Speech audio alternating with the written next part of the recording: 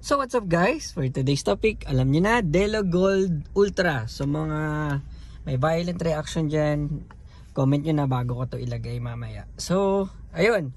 So marami nagsasabi sa akin na Jake, try mo tong Delo Gold Ultra. Or Delo Gold lang. Actually, ang pinapatry lang sa akin is Delo Gold.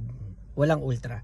And upon my research, mas maganda daw yung may Ultra kasi mas may additives tong formula to clean our engine. So, ayun nga guys, I am currently using original Honda 0W-20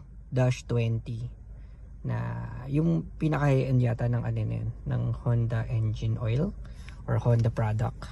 So, ngayon, ayun, susubukan natin tong Delo Gold and this is a siguro part 1 video or shorts.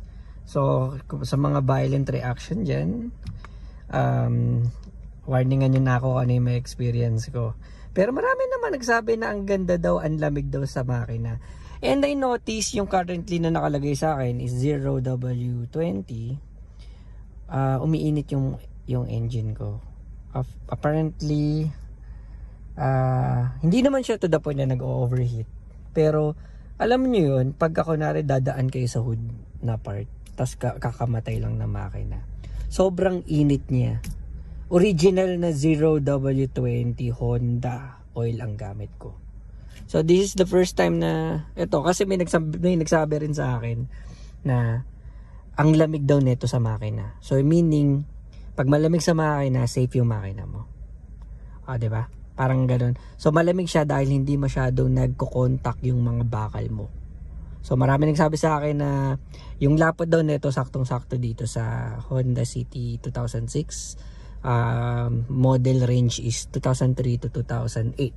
So perfect daw tong oil na to para sa ating mga old model cars. So ayun, susubukan natin guys and stay tuned lang kayo. Sana maging worth yung pagpalit natin dahil marami akong hearsay na narinig na maganda daw talaga to sa old models. Pero pan diesel siya and lalagay ko sa gas engine natin for stroke. Right? See you in my next video guys. Bye!